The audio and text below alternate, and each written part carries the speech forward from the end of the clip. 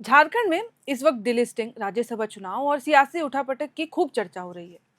सत्ता के गलियारों से लेके डिजिटल मीडिया, न्यूज चैनल, कुछ भी हो, हर तरफ चारों तरफ सिर्फ राजनीतिक शोर सुनाई दे रहा है।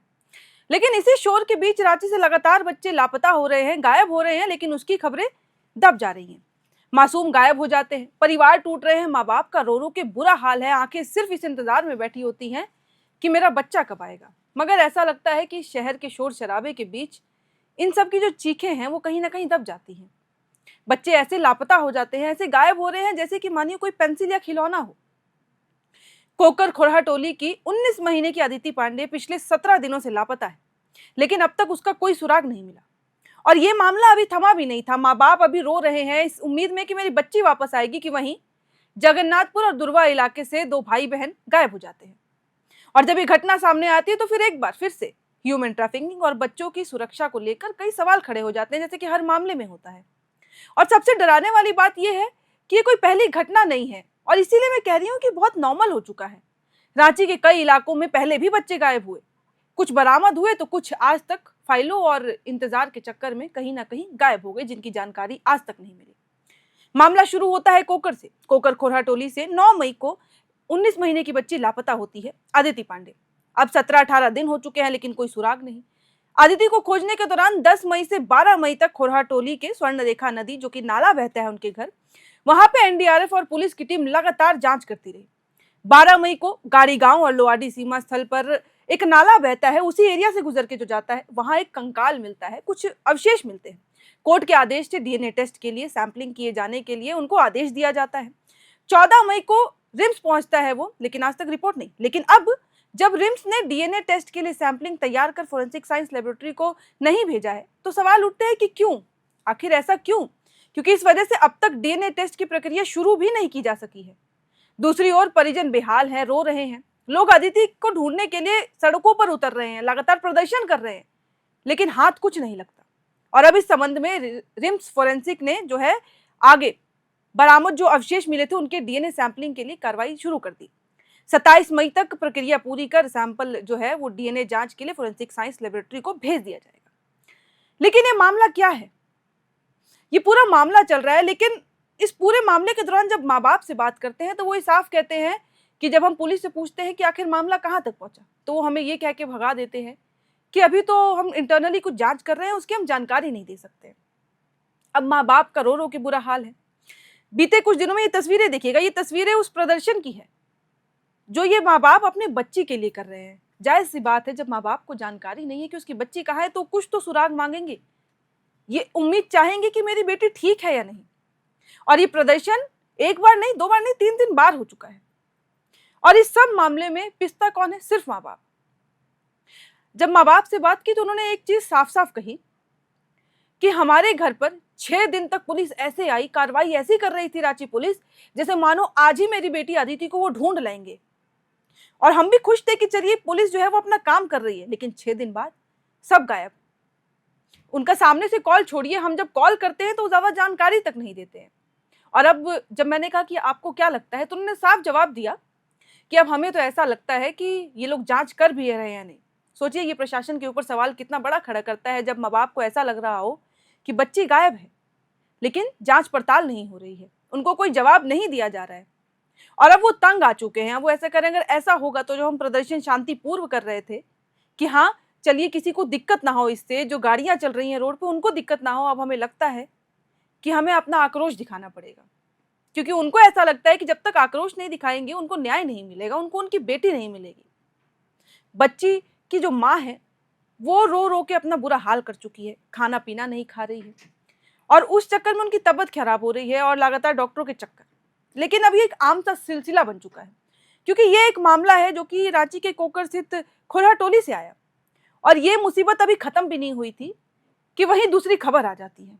मामला आ जाता है जगन्नाथपुर से। अगर जगन्नाथपुर आप सुनेंगे तो आपको याद आएगा कि ये वही जगह है जहां से आए दिन बच्चे गायब होते हैं। हम आंख मूंदते हैं, आंख खोलते हैं और एक और बच्चा गायब। इस बार जो बच्ची गायब हुई है, चिरंजीव महतो की वो बेटी है। रोशनी 3 साल पहले भी ऐसे ही लापता हुई थी। हैरानी की बात तो ये है, काफी खोजबीन के बाद उसे दोरंडा के मनीटोला से बरामद कर लिया गया था। हालांकि अब जो उनकी माँ है मारूपाली, उनका ये कहना है कि कुछ नशेड़ी उनकी बेटी को जो है वो घर के पास से भगा ले गए थे। बाद में नशे का सामान लेने के बाद ही बेटी को छोड़ दिया। बच्चों के पिता चिरंजीव महतो का ये कहना है कि 25 मई की दोपहर लगभग 1 बजे दोनों भाई बहन ऐसे ही घर के बाहर थे और पत्नी ने देखा कि दोनों बच्चों को गुस्से में डांट धूप में उन्होंने बाहर किया हुआ था क्योंकि वो खेल रहे थे। अब मार के डर से दोनों बच्चे माँ के पास नहीं आए। थोड़ी देर बाद जब हम तलाश करने के लिए निकले तो वो कहीं मिले ही नहीं। माता पिता को ये लगा कि दोनों शायद इधर ही मोहल्ले में आसपास कहीं गए होंगे, आ जाएंगे। हालांकि इसके बाद चिरंजीवी धुरवा स्थित सुधा डेयरी प्लांट में काम करने चले गए। उनको ऐसा लगा कि बच्चे यहीं पे हैं और वहां से लौट आएंगे। उसके बाद जब उन्होंने देखा कि बच्चे काफी देर हो गई है, नहीं आए, उन्होंने खोजबीन करने की कोशिश की, लेकिन दोनों बच्चों का कुछ पता नहीं चला। और इस मामले में उन्होंने जाके फिर पुलिस में भी जांच कराई है। वहां पे एक बच्चे का नाम युवांश बताया और एक का रोशनी। वहां से महज 2 किलोमीटर दूर पे ही एक हैरानी की बात पता है क्या है? मौसी बाड़ी है जहां से अंश अंशिका भी गायब हुए थे, वहीं से लापता हुए थे। सोचिए, वही इलाका, वही सेम एरिया जहां से पहले भी बच्चे गायब हुए, लेकिन आज भी वहां की सुरक्षा कुछ नहीं। और वो अंश अंशिका जो है वो तो भगवान की कृपा से जैसे मर्जी बोलिए वो रामगढ़ से मिल गए, लेकिन ये जो बच्चे हैं फिर से 2 किलोमीटर दूर से ही ये 2 बच्चे भी अब लापता हो चुके हैं। अब सवाल ये उठता है कि क्या ये ह्यूमन ट्रैफिकिंग का कोई टारगेट है कि जो लगातार ऐसे ही बच्चों को उनका अपहरण कर रहा है और उनकी तस्करी कर रहे हैं? क्योंकि ये मामले अब रांची में बहुत आम हो चुके हैं, बहुत ज्यादा नॉर्मल हो चुके हैं। अभी कोकर का मामला था, वहां पे बच्ची सिर्फ 18-19 महीने की है। ये दोनों जो है, एक बच्ची 10 साल की है और एक 6 साल का है, रोशनी और युवांश। तो ये सवाल खड़े करता है कि आखिर रांची में चल क्या रहा है?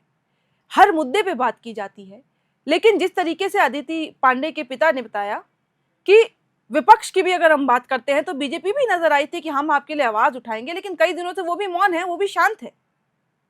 और इन सब शोर शराबे के बीच जो घर में आज उनके अदिति के घर में जो शांति हो गई है, वो शांति नहीं है, वो मौन है। वो मौन है माँ बाप का। जहाँ पे बच्ची कभी रोया करती थी, वो शायद रोना भी आज माँ को ना याद आ रहा होगा। माँ को लग रहा होगा कि काश मेरी बच्ची घर पे ही होती, भले रो रही होती, क्योंकि उसका रोना तो मौन हो गया है। घर में शांति हो गई और वही शांति अब हर जगह से नजर आ रही है। ना मीडिया पहुंच रही है, ना ही पुलिस वाले। हम कोशिश की, जब हमको पता चला तो हमने कहा कि वो बच्ची मिलना ज्यादा जरूरी है और खबर इसीलिए ज्यादा जरूरी है। और इससे सबसे बड़ी बात अब चौंकाने वाले, मैं आपको कुछ आंकड़े बताऊंगी। 3 से 4 सालों के अगर हम आंकड़े देखेंगे, ऑन एन एवरेज महिलाओं और बच्चों के खिलाफ अपराध जो है वो 5,000 से 7,000 के बीच में है। सोचिए, इसमें से कितने ऐसे होंगे जो रजिस्टर्ड भी नहीं होंगे, जिनकी जानकारी भी नहीं होगी। और अगर मैं यही एवरेज अगर सालाना देखूं, ये तो 3 से 4 साल का था, अगर मैं 1 साल का देखूं तो वो 1800 से लेकर 2000 तक है। 1800 से 2000 बच्चे सालाना लापता हो रहे हैं, जिनकी कोई खबर नहीं हो पा रही है, जो बरामद भी नहीं किए जा रहे हैं। उसमें से कई मामले हैं, अलग अलग मामले हैं। इसमें इन्हीं में शामिल है पॉक्सो एक्ट भी है, जिसमें 40 से 50% पॉक्सो है। 40 से 50%। सोचिए, ये स्थिति है इस वक्त रांची की। इसके अलावा अलग अलग जो अपराध शामिल है, उसमें चाइल्ड ट्रैफिकिंग, शारीरिक उत्पीड़न, यानी कुल मामलों में पीड़ित बच्चों की संख्या अप्रोक्स देखा जाए तो 98% होती जा रही है और नेशनल एवरेज 44% से लेके बढ़ चुका है। और ये इस वक्त की स्थिति है, लेकिन इसको लेके कोई कार्रवाई नहीं की जा रही है, ध्यान नहीं दिया जा रहा है। यही जो आंकड़े हैं वो बढ़ते जा रहे हैं।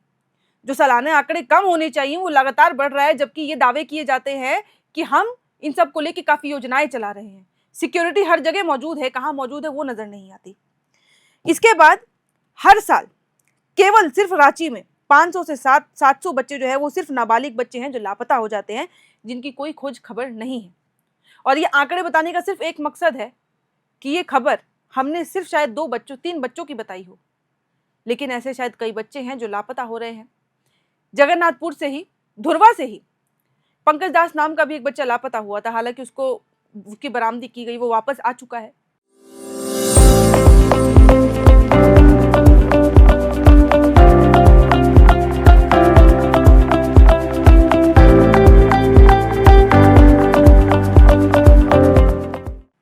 लेकिन ये जो मामले हैं, कुछ मामलों में शायद बच्चे डर के चले जाते हैं, पर कुछ ऐसे मामले हैं जहाँ पे उनको अगवा कर लिया जाता है, ह्यूमन ट्रैफिकिंग के लिए किया जाता है, न जाने उनको कहाँ कहाँ भेजा जाता है। अंश अंशिका के मामले में भी यही हुआ था। उनको रामगढ़ से बरामद किया गया था क्योंकि ऐसे ही वो शिकार हो गए थे, उनकी किडनैपिंग कर ली गई थी। और आज 18 दिन होने को है, लेकिन अदिति पांडे भी लापता है। उसका कोई भी पता नहीं है, कोई भी कार्रवाई में पता नहीं क्या सुराग मिल रहे हैं, क्या नहीं मिल रहे हैं, माँ बाप उससे भी वंचित है और माँ बाप बस इस उम्मीद में है कि अब उनकी बेटी ठीक भी है या नहीं। और ये सवाल उन हर माँ बाप के मन में उमड़ रहा होगा जिनके बच्चे आज लापता है। हमने ये केस चलाया था, सेजल झा का भी केस चलाया था हमने, आज भी उनकी कार्रवाई चल रही है, जो भी हाईकोर्ट में सुनवाई होती है हम वो भी पूछते हैं और आप तक पहुंचाने की कोशिश करते हैं। तो ये कुछ केसेस हैं जो बताते हैं कि सुरक्षा पे कड़े सवाल खड़े करते हैं कि क्या सुरक्षा यहाँ पे मजबूत है। इसीलिए इस सब खबर के बाद मैं एक छोटी सी अपील भी करना चाहूंगी कि अगर आपके आसपास आप ऐसा कोई भी मामला देखते हैं, कोई भी लापता बच्चा देखते हैं या फिर आपको लगता है, शक होता है कि ये कुछ गड़बड़ी है, तो आप चाइल्ड हेल्पलाइन नंबर 1098 पे भी संपर्क कर सकते हैं। जो नंबर्स आपकी स्क्रीन पे चल रहे हैं, 181 जो है वो विमेन हेल्पलाइन नंबर है, 100 पुलिस का है और पीसीआर का आपको पता है 112। अपनी तरफ से एटलीस्ट कोशिश कर लीजिएगा। इनकी ओर से क्या प्रक्रिया आती है, ये लोग किस तरीके से काम करते हैं, वो सेकेंडरी थिंग है। प्राइमरी थिंग ये रहेगा कि इन नंबर्स को आप याद रखें, अपने पास रखें और अगर ऐसा कुछ भी आप देखते हैं तो इसको कॉल करें और संपर्क करने की कोशिश करें। हम भी पूरी कोशिश करेंगे कि जिस तरीके से ये मामले चल रहे हैं ये एक मुहिम की तरह है। हम हर बार कोशिश करते हैं कि हम आदित्य पांडे के घर जाके भी माँ बाप से बात करते हैं, हम कांटेक्ट में हैं उनके और पूरी जानकारी लेने की कोशिश करते हैं कि किस तरीके से कार्रवाई आगे की जा रही है।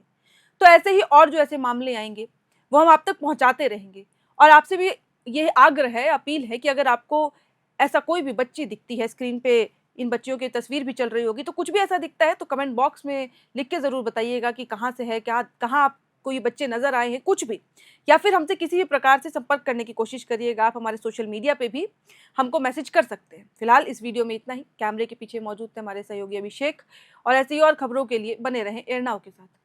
FRP pressure vessels are made using fiber reinforced plastic, a powerful combination of high-strength glass fibers and corrosion-resistant resin. At Duraplast, we manufacture these vessels using advanced filament winding technology. Layer by layer, resin-coated glass fibers are precisely wound over a rotating mold, creating a structure that is lightweight, high-strength, and built to handle pressure. The result? Superior corrosion resistance, longer lifespan, lower maintenance costs for industries that demand performance without compromise. For customized FRP pressure vessel solutions,